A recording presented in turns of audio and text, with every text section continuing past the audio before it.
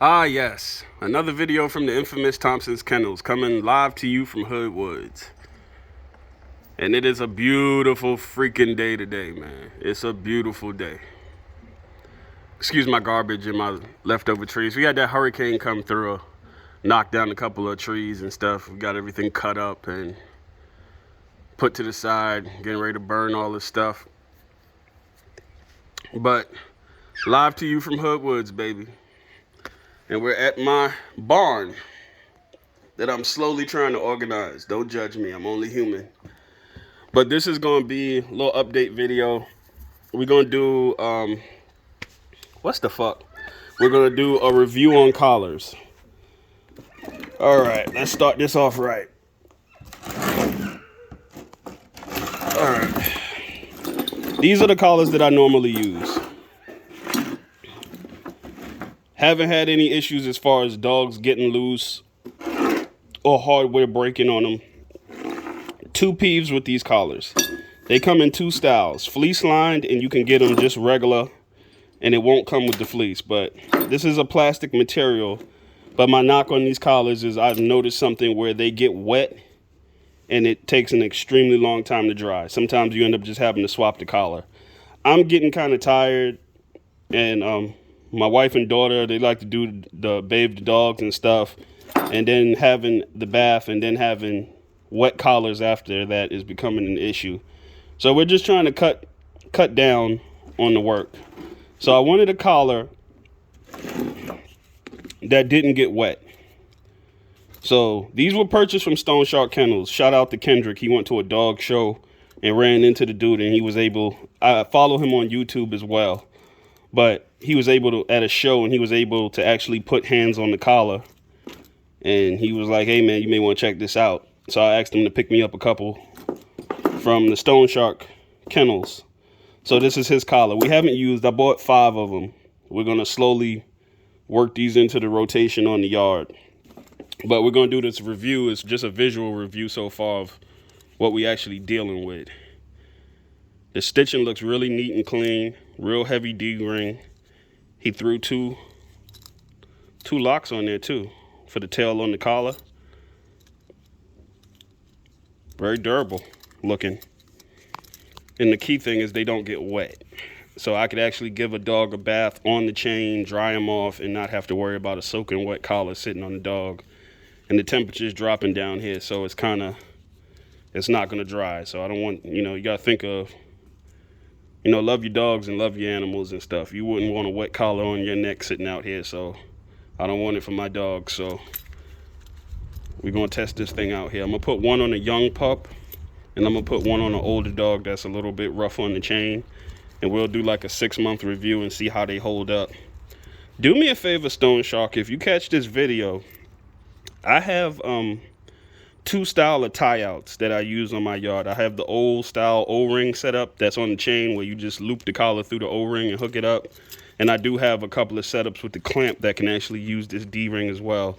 This is my first time experiencing this style of collar. So just leave in the comments if you recommend having the O-ring on the actual material itself or using the actual D-ring that you supplied on the collar. If you don't mind leaving a comment if that's going to affect the wear and tear on this collar. But it seems very durable. I like the stitching. But we'll put one of these on a young pup, and we'll put one of them on an older dog that's a little bit rough on the chain, and we'll do a 6-month review and see how they hold up. I got 5 in rotation. If I like if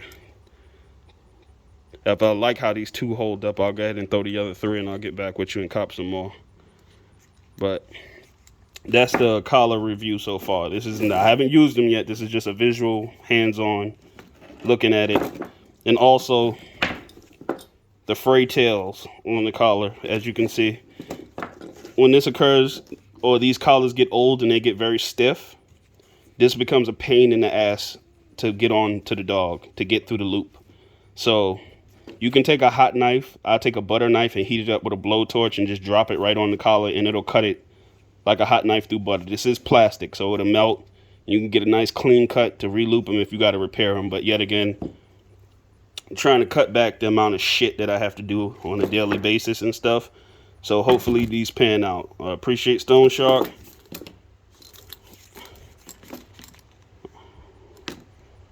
I like them. I'm not gonna say they feel very durable. They really do. Almost like a little bit of padding in the middle as well. It's kind of soft. I like that. And like I said, these could be easily cleaned. They don't get wet. Because as you can see with this collar, how the fur kind of gets embedded in the creases and stuff. You know, like I said, this is a serviceable collar here. Like I said, I'm not throwing these manufacturers underneath the bus, but I do want something a little bit different. So that's why we're switching up. Bear with me 1 second. Walk around here, check on some of these young dogs. I try to be getting update videos to y'all and shit, but yet again, I don't get paid to run my mouth, so that means I'm gonna run my mouth when I feel like it. Today I feel like it. I get paid to fix air conditioners and furnaces.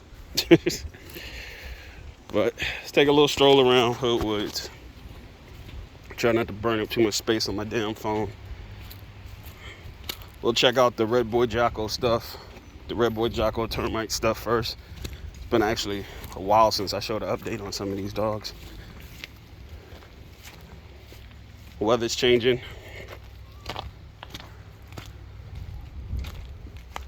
Pups.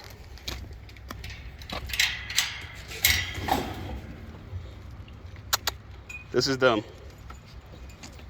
This is Sosa the Sealy.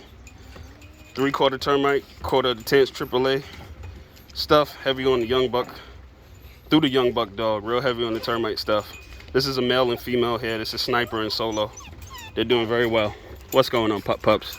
Not shy, not timid. So far, they're pretty much everything you can ask for in a young pup. Of course, none of these are available.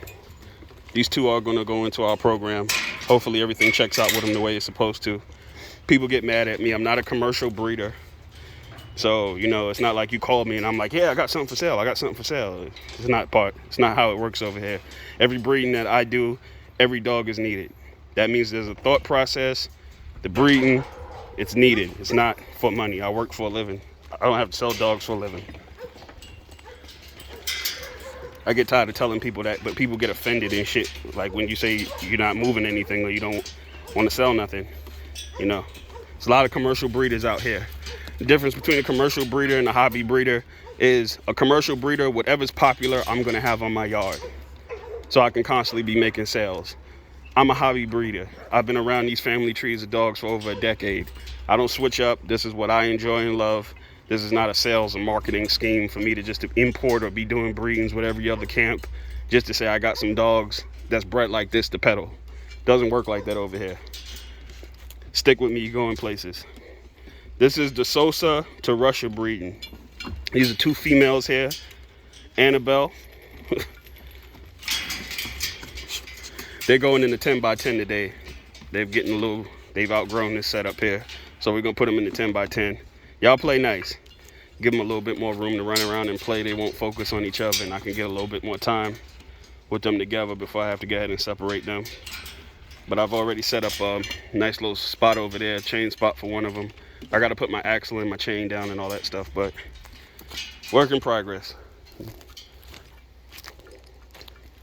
What the fuck is he doing in that hole over there? Hey, Ghost Man.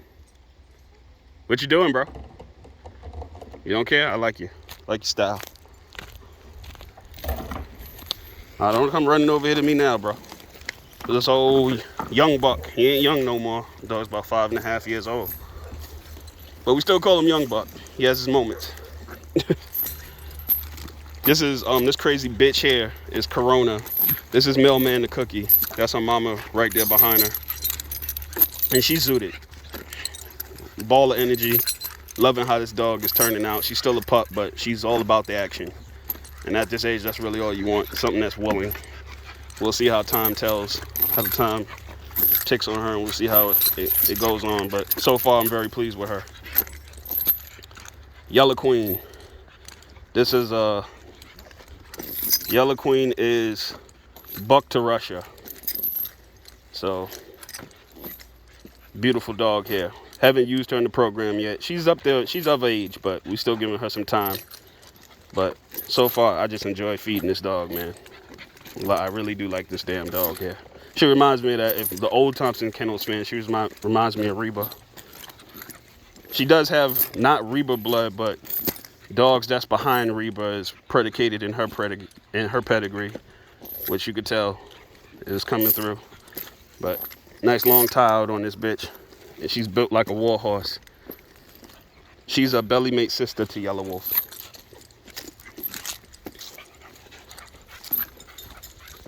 Flex. That's Corona's belly mate brother. These are all of the young pups from the breedings we did this year. You know, they're hair. But this is Flex. He's going through that lanky, rangy stage right now like Corona is. But this is Mailman the Cookie. Proven collaboration. And this is Furious. I like this little dog a lot here, man. I really do. She was off a 3-pup litter. I had 2 males in her. Kendrick Kennel's got the male, Gas and Go Kennel's got the other male, and I went ahead and kept the female because I was really hell-bent on having a female off of this breeding. They've been sending me all these fancy-ass pictures of their dogs and stuff. I ain't been able to get a good picture of her yet. She's just, as you can see. Hey, get that chain out your mouth. Stop that, girl.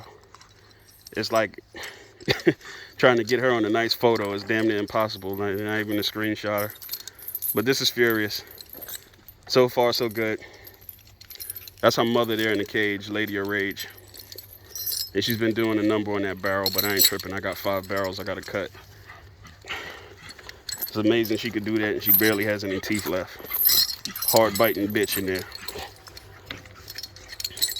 Furious, what's with you in this chain today, baby girl? But I appreciate everybody reaching out and stuff. You know, a lot of the recent activities that happen in my area and stuff, as far as the dogs and all of the raids and all that shit going on. I appreciate everybody reaching out, but I'm Mr. Untouchable. I don't compromise myself, my family, or my dogs for stupid shit.